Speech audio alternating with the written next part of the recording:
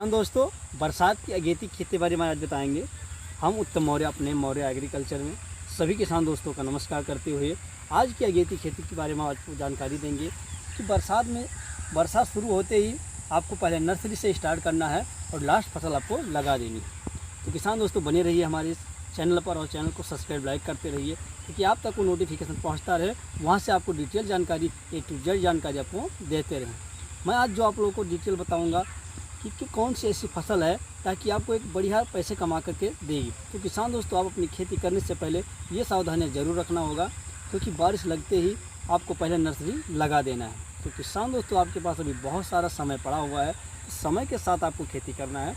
तो जैसे जैसे सीजन आता है उसी अनुसार आपका खेती लगता जाता है। तो किसान दोस्तों आपको सीजन के हिसाब से अगर खेती कर रहे हो तो बहुत ही अच्छा आपको कमाई दे करके आपकी खेती जा सकती है। कोई एक फसल लगाने से पहले आपको ये देखना है कि समय से पहले लग रही है या समय उसका काफ़ी निकल चुका है। तो आज हम बताएंगे आप लोगों को A to Z जानकारी बताएंगे, जो फसल लगाना है आपको उसके बारे में डिटेल।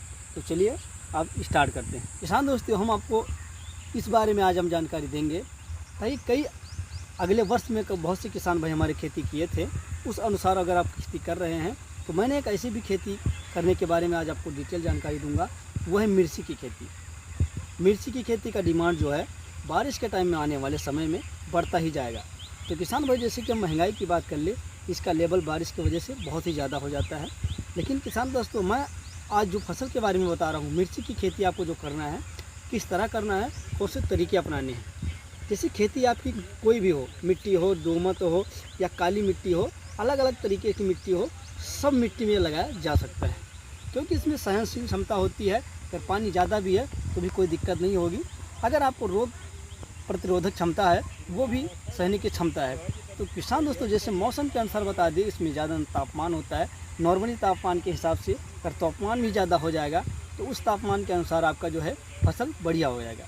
तो किसान भाई जैसे कि आपको पहले नर्सरी से हम स्टार्ट करेंगे कि आपको पहले नर्सरी लगानी है, कौन सी वैरायटी आपको लगानी है ताकि आपकी जो पैदावार है बहुत ही बम्पर दे करके जाएगी। तो किसान दोस्तों जैसे कि हम बता दें कि कौन सी बीज आपको लगाना है, पहले नर्सरी से स्टार्ट करते हैं। आप पहले अपना एक क्रम वाइज आपको खेती करना है, जो कि पहले नर्सरी से स्टार्ट करना है। तो आपको नर्सरी किस तरह लगाना है, नर्सरी का जो बिजाई होता है बहुत ही सिंपल तरीके से आप कर सकते हैं, जो हम बताएँगे आपको A to Z जानकारी उसके बारे में। इसलिए आज हम उन वैरायटी के बारे में बताएंगे जो आपको बीज लाना है। तो किसान दोस्तों जो वैरायटी आपको बताएंगे कि आपका जैसे 1 बीघा आपको लगाना है तो उसमें कितना बीज लगेगा। तो किसान दोस्तों जैसे आप 1 बीघा लगा रहे हैं तो उसमें 40 से 50 ग्राम बीज आपका लगेगा, क्योंकि अगर समय के साथ जैसे हम खेती कर रहे हैं तो उस अनुसार आपको बताए हैं जो इसका जमाव होगा बहुत ही अच्छा होगा। तो किसान दोस्तों कौन सी कंपनी है, कौन सी वैरायटी है, तो आपको बता रहे हैं नामधारी की NS 1701 के नाम से आती है।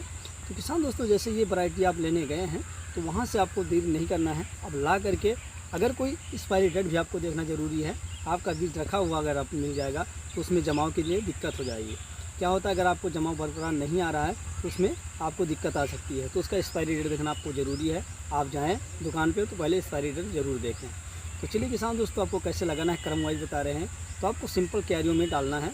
आपका क्यारी सिंपल होना चाहिए, सिंपल उसमें ज़्यादा आपको कोई लागत नहीं लगती है। सिंपल क्यारी आप ढंग से बना लीजिए, उसमें पाटा लगा करके बुआई करके उसका बराबर प्लेन करके लगा सकते और जमाव भी अच्छा आएगा। तो किसान दोस्तों जैसे आपका कितना समय लग सकता है नर्सरी में, तो नर्सरी में आपका लग जाएगा 30 से 35 दिन के अंदर आपकी नर्सरी तैयार हो जाएगी, जब तक बारिश ताबड़तोड़ होना प्रारंभ भी हो जाएगा। और आपको जिस भी खेत में लगाना है उस खेत को अच्छे तरीके से बनाना है। पहले उसमें कल्टीवेटर फिर रोडावेटर से बना करके फिर ढंग से पाटा लगा करके, अगर खाद आपके पास उपलब्ध है, अगर देसी खाद मिल जाए तो बहुत ही अच्छा है, क्योंकि उर्वरक वाली खादें सबसे ज़्यादा होती है जो खेत की जो हमारी शक्तियाँ लेती हैं, जो मिट्टी में शक्तियाँ प्रदान करती है, वो है देसी कंपोस्ट खाद। सर भाई आपके पास अगर सड़ी हुई गोबर की खाद है तो आप आसानी से डाल दें। इसके बाद उसका जुताई ढंग से करवा करके पलेवा करवा करके इसके बाद उसको आपको लगाना है। तो किसान दोस्तों जैसे कि बता दें उसमें जो खरपतवार हैं वो पहले उग आएंगे, उगने के बाद आपको उपरांत ही आपका जब वो पलेवा बना दें, उसमें जब नमी बरकरार बराबर रहे उसके बाद आपको कल्टीवेटर से जुताई करवाना है। इसके बाद आपको रोडावेटर से जुताई करवा करके फिर पाटा लगवा दें। पाटा लगवाने के उपरांत आपको बेड बनाना बहुत ज़रूरी है। बारिश के दिनों में बेड बनाना बहुत ही ज़रूरी है। मैंने इसलिए आप लोगों को बता रहा हूँ कि अगर बेड आप बना रहे हैं, अगर ज़्यादा बारिश से अगर ढलुई ज़मीन नहीं है, बराबर ज़मीन है, तो कहीं कहीं पर पानी आपका जमा हो सकता है। अगर बारिश आपका सुबह हो जाती है तो दोपहर में अगर धूप निकल आएगा किसान दोस्तों, तो उसमें नुकसानदायक हो सकता है। तो इसीलिए आपका अगर पानी निकास है तो बहुत ही अच्छा है, तो आप अपने खेतों के हिसाब से मैनेजमेंट कर सकते हैं। और रही बात जो बेड बनाना है, बेड की जो दूरियाँ हैं आपको डिफरेंस हैं, हर एक पौधे से दूरियाँ बताएंगे ना, और बेड से बेड की दूरियाँ बताएंगे कितने पर आपको लगाना है। बेड की दूरियाँ हैं जो आप बेड बना रहे हैं, बेड की दूरियाँ कितनी होनी चाहिए। तो किसान दोस्तों जो बेड की दूरियाँ हैं वो 1.5 फीट के करीब होनी चाहिए, और जो पौधे से पौधों की दूरियाँ आती हैं उसमें 1 फीट होना चाहिए। इसमें क्या कारण होता है, इतनी दूरियाँ क्यों बताए हैं, क्योंकि किसान दोस्तों जब आपको उसमें सबसे ज़्यादा समस्या हो जाती है, खरपतवार निकालना है, आपको आना जाना है, उसमें आप आसानी से आ जा सकते हैं। जब आपकी फसल तैयार होगी तो उसमें फल तोड़ने की चिंता नहीं रहेगी। अगर आप कोई दवा स्प्रे कर रहे हैं उसमें आने जाने की कोई समस्या नहीं उत्पन्न होगी। क्या होता है, अगर जब आपके पौधे से पौधे लड़ेंगे तो उसमें फूल झड़ने की समस्या है, पौधे टूट भी सकते हैं। तो किसान दोस्तों इस कहने का मतलब ये है, अगर आप खेती कर रहे हैं तो तजुर्बे के हिसाब से खेती कीजिए, थोड़ा आपको जानकारी ले करके। तो इस वीडियो के माध्यम से आप लोगों को यही हम सलाह देंगे कि आप जब भी कभी खेती करें तो थोड़ा जानकारी ले लें, क्योंकि बारिश के दिनों में बहुत सावधानियाँ बरतनी होती है। किसान दोस्तों जैसे कि आपको बताने वाले, जब आप फसल लगा देंगे उसके उपरांत मैं आपको एक वीडियो और ऐसी दूंगा कि अगर फल और फूल आपका झड़ रहा है, नहीं लग रहा है, पौधे सूख रहे हैं, उसमें क्या होती है, जब पौधे आपका ऐठन रोग हो जाता है, समस्या पर्ण कुंचन की हो जाती है, उसमें सबसे ज़्यादा समस्या हो जाती है, जिससे पत्तियों में जाला नुमा बन जाता है। तो उसके बारे में आप लोगों को मैं संपूर्ण जानकारी दूंगा कि कौन सा ऐसा दवा आप डालें कि आपका 2 ही 4 दिन में फ़र्क दिखाई देने पड़ेगा। तो किसान दोस्तों इस वीडियो का बनाने का मकसद यही होता है कि हर एक किसान भाइयों को बारिश के दिन हो या कोई गर्मी के दिन हो, किसी भी एनी टाइम में हो, अगर आपको फसल लगाना है तो ज़रूर जानकारी ले करके ही लगाएं।